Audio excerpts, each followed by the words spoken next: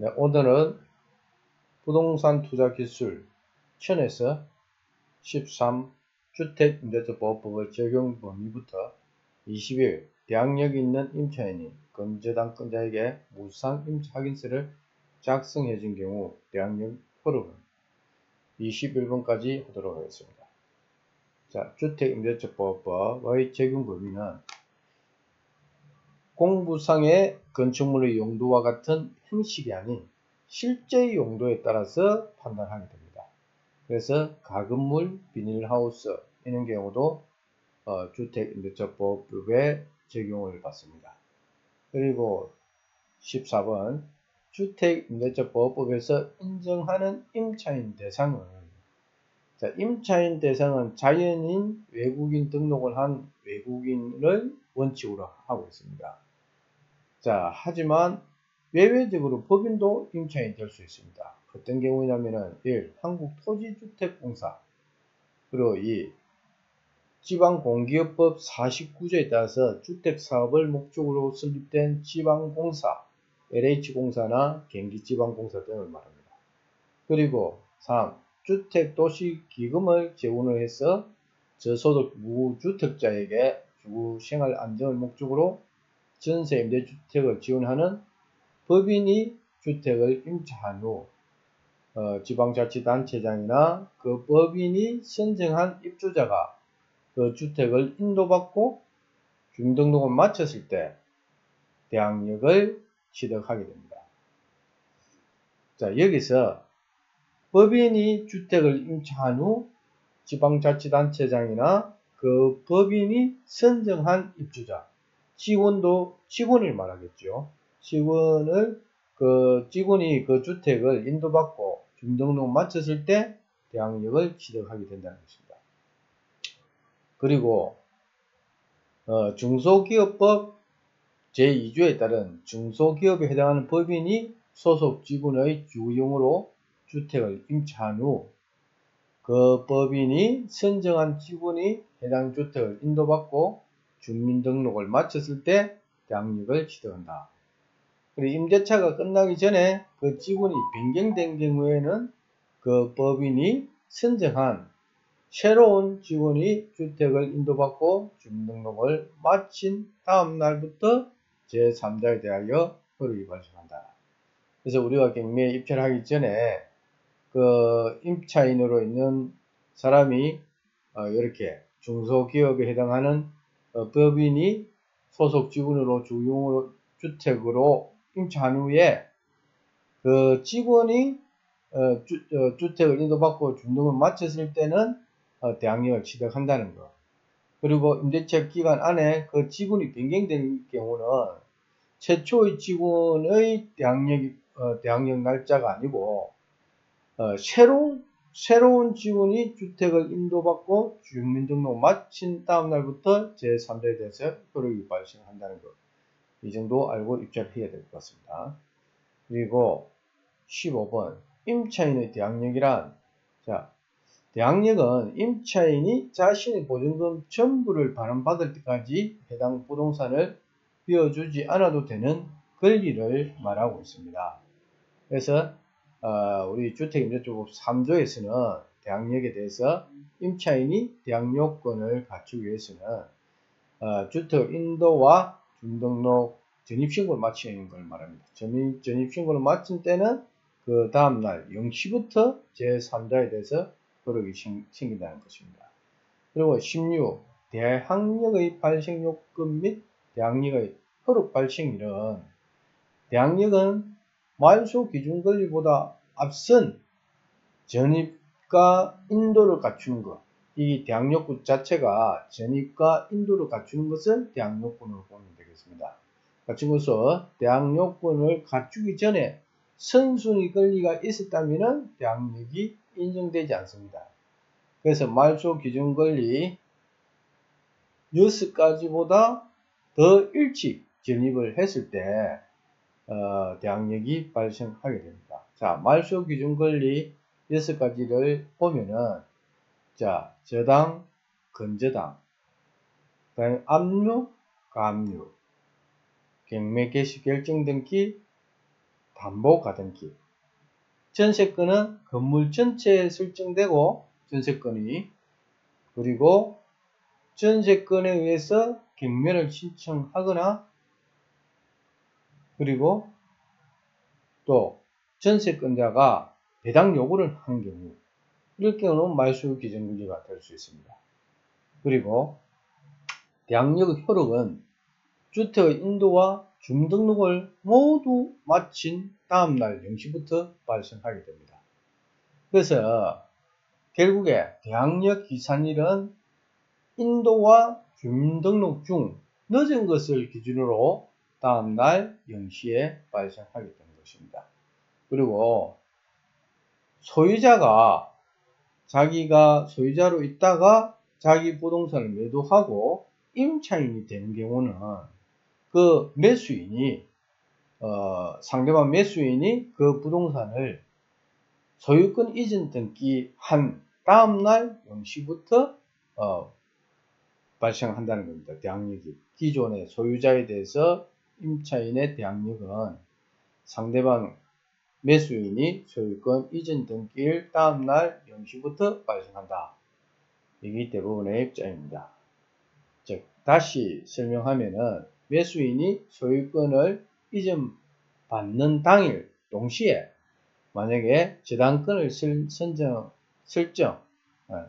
아니고 설정하면서 전 소유자와 임대차 계약을 한 경우에는 전 소유자가 임차인이 되는 시점인 소유권 이전 등기일 당일에 임차인으로서의 주민등록을 인정하게 되기 때문에 결국의 대항력은 다음날 오전 0시에 발생하게 되어 후순위 임차인이 된다. 그래서 원래 소유자가 그 자기 부동산을 매도하고 임차인이 될 경우는 상대방 매수자가 소유권 이전 등기를 한 그날 건저당을 잡으면은 소유권 이전 등기한 다음 날에 임차인은 대항력이 발생하기 때문에 결국에는 후순위 임차인이 된다는 것입니다. 그래서 은행보다는 하루가 늦게 되는 바람에 후순위 임차인이 되는 것입니다. 그래서 선순위 임차인이 있는 경우 당초 소유권 이전 원인인 경공매일 경우는 선행 경매 사건의 임차인의 대항력은 낙찰자의 낙찰대금 납부와 동시에 취득하게 된다는 것이 대부분의 입장입니다.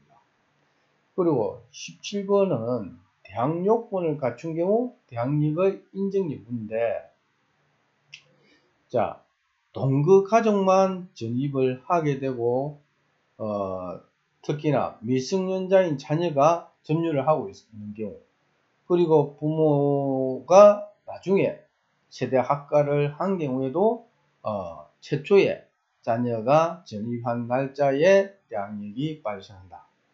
그리고 임대인에게 승낙을 받은 후 상가나 공장의 내부를 구조 변경해서 주거로 사용하는 경우에도 대항력이 발생한다는 것입니다.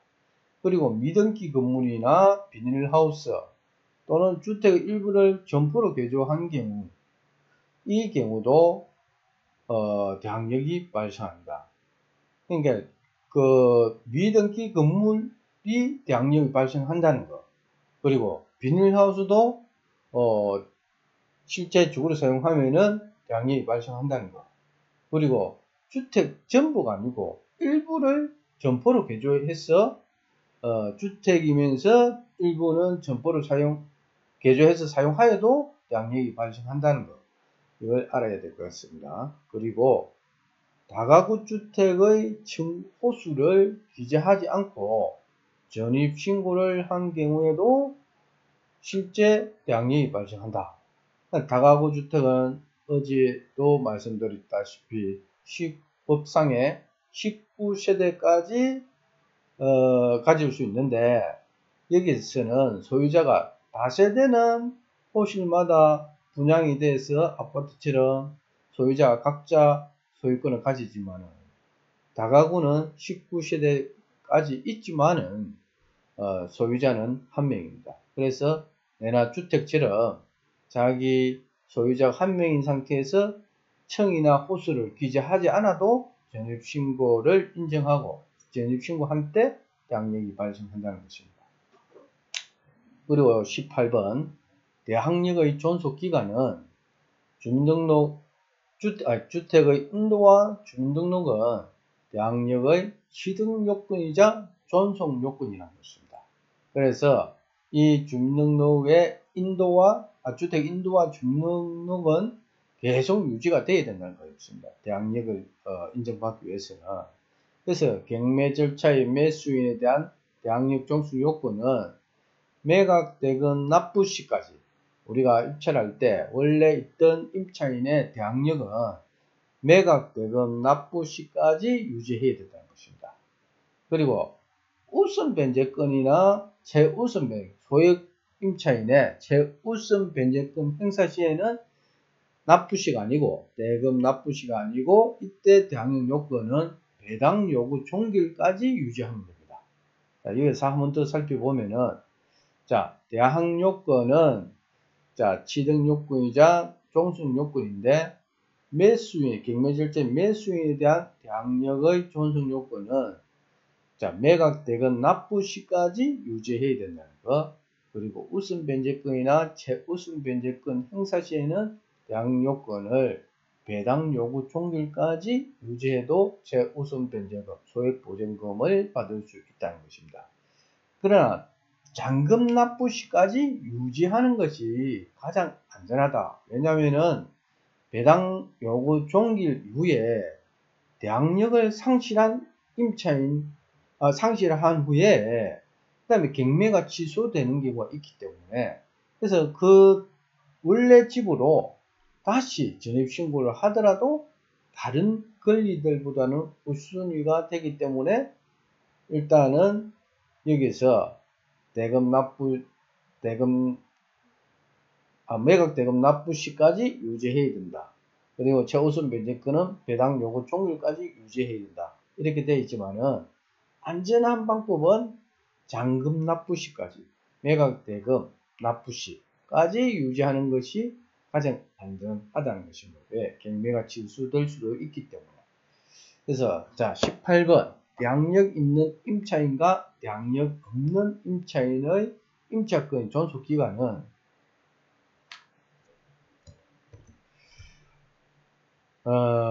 대항력 있는 임차인은 임대차 계약 기간 동안 거주하고 싶으면은 배당 요구를 하지 않으면 됩니다. 자, 여기 반면에 임차 보증금을 받고 자기가 임차 보증금을 받고 싶다면은 배당 요구하면 임대차 기간이 종료가 됩니다.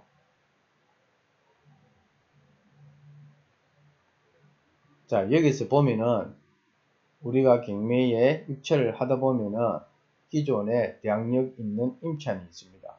그럼 그 임차인이 경매가 경매가 진행되더라도 그 임대차 기간이 남아 있어서 계속 거주하고 싶으면은 자기는 이 배당 요구를 하지 않으면 됩니다. 그러면 계약 기간까지 그 주택에서 계약 기간 동안 존속하는 거죠. 계약 기간이. 반면에 자기가 이제 보증금을 받고 나가고 싶으면은 배당 요구를 하면은 임대차 기간이 종료하게 됩니다. 그리고 자 이거는 대항력 있는 임차인인 경우고 이 앞에는 대항력이 있는 임차인, 여기는 자 대항력이 없는 임차인인 경우, 자 대항력이 없는 임차인은 배당 요구를 하면은 순위 배당을 받고 임차권은 소멸하게 됩니다. 자, 배당, 여기서 대항력 없는 임차인은 배당 요구를 하게 되면은 순위 배당을 받고 임차권은 소멸하게 되고, 또 자기가 대항력도 없는데 배당 요구까지 하지 않으면은 임차 보증금은 배당받지 못하게 되고, 그 매각 부동산에서 결국엔 쫓겨나게 되겠습니다. 그래서 대항력 없는 임차인 같은 경우는 무조건 배당 요구를 해야 됩니다. 자기 순위 배당이 될 수도 있고, 뭐, 배당금이 없을 수도 있지만은, 그래도 배당 요구를 하지 않으면은, 임차 보증을 배당 아예 받지도 못하고, 매각 부동산에서 면도당하기 때문에, 일단 배당 요구를 하는 게 중요합니다. 그리고 19번. 주민등록의 정정 시 대항력 발생은, 자, 단독주택은 지분이 일치하여하고, 공동주택은, 단독주택은 지분만 일치하면 되는데, 호실, 층, 이런 건 중요하지 않습니다. 근데, 공동주택은 공동주택의 명칭, 그러니까 아파트 같은 경우, 아파트 명칭, 그다음에 동, 호수가 일치해야 된다. 이게 지금 우리가 경매하면서 아주 중요한 내용입니다. 자, 아파트는 아파트 명칭, 동, 호수까지 일치해야 된다. 근데 지금 단독주택은 지분만 일치하면 된다. 뭐 명칭이나 동, 호수는 그렇게 중요하지 않다. 왜? 단독주택은 소유자 한 명이기 때문에. 그리고 자, 20번에 주민등록이 다르게 기재된 경우에 대항력이 발생하는가?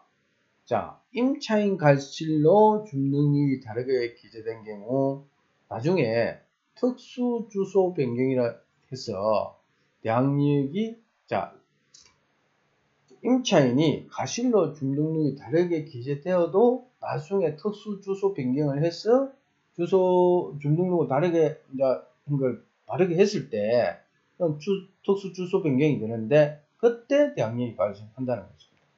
그리고 공무원 과실로 주민등록이 다르게 기재된 경우에는 특수 주소 변경으로 당초 주민등록 전입신고를 한 날로 소급해서 대항력이 발생한다.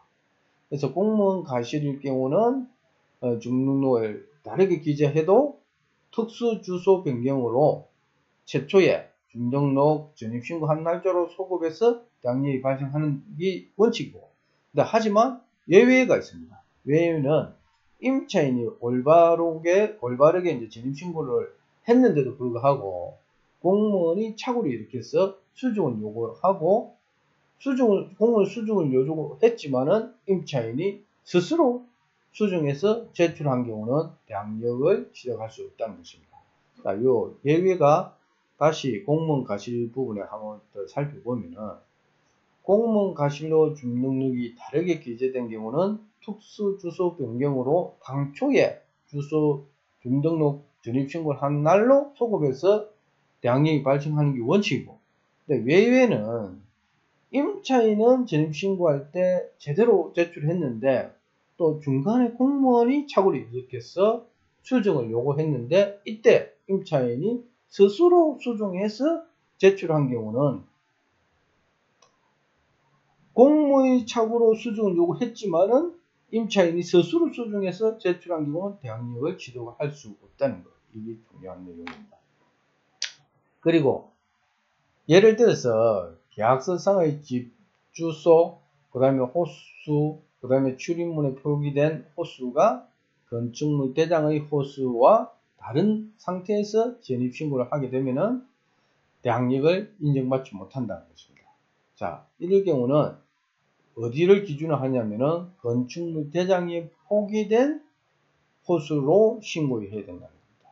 여기서 집 주소, 호수, 출입문에 표기된 호수로 신고할 것이 아니고 전입신고를 건축물 대장에 표기된 호수로 전입신고를 해야 대항력을 인정받을 수 있다.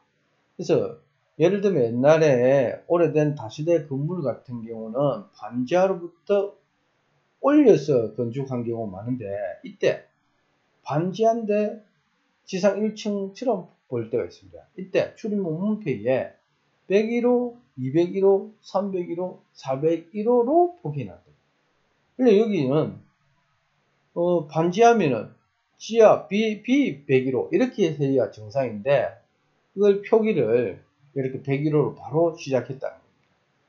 그러면은 실제 전입신고 할 때는 어떻게 해야 되냐? 실제 건축물 대장에는 자 B 지하 101호, 그 다음에 지상 101호, 그 다음에 201호, 301호 이렇게 신고가 되어야 대항력이 발생한다는 것입니다. 그리고 4층이라 표기지 않고 F 이렇게 표기를 한 경우에도 대항력이 발생하지 않기 때문에 이건 조심해야 됩니다.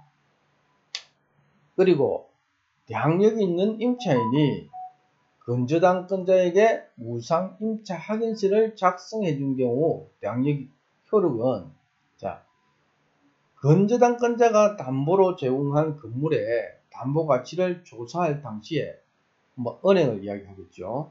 담보 가치를 조사할 당시에 대항력을 갖춘 임차인이 그 임대차 사실을 부인하고 임차 보증금에 대한 권리를 규정하지 않겠다는 내용의 확인서를 은행에 작성해 준 것입니다. 그러면 그 후에 건물에 경매가 들어갔을 때 이를 번복하고 대항력이 있는 임대차의 존재를 주장했을 때, 그럼 그 임차 보증금 반환 채권에 대한 배당 요구하는 것은 특별한 사정이 없는 한 건반응 및 신인치에 위반되어서 허용될 수 없고, 무상 임차 확인서를 받았을 때는 또 임차인으로 보이는 부부 한 사람만 받을 것이 아니고 부부 모두에게 무상 임차 확인서를 받는 것이 좋다는 것입니다. 한쪽에서 또 다른 이야기를 할 수 있기 때문에 무상 임차 확인서를 받을 때는 임차인 부부 모두에게 받는 것이 좋고, 또 대항력 있는 임차인이 은행이나 건저당권자에게 자기가 대항력을 갖추고 있는 임차인임에도 불구하고 자기가 임차 보증금에 대한 권리를 주장하지 않겠다 이렇게 하면서 확인서를 작성해 준 경우에는 대항력을 보호받지 못하고 보증금을 경매 낙찰됐을 때 배당을 받지 못한다는 것입니다. 자, 오늘은 여기까지 하고 내일은 가당 임차인 및 위장 임차인 색출하는 방법에 대해서 진도가 나가도록 하겠습니다. 감사합니다.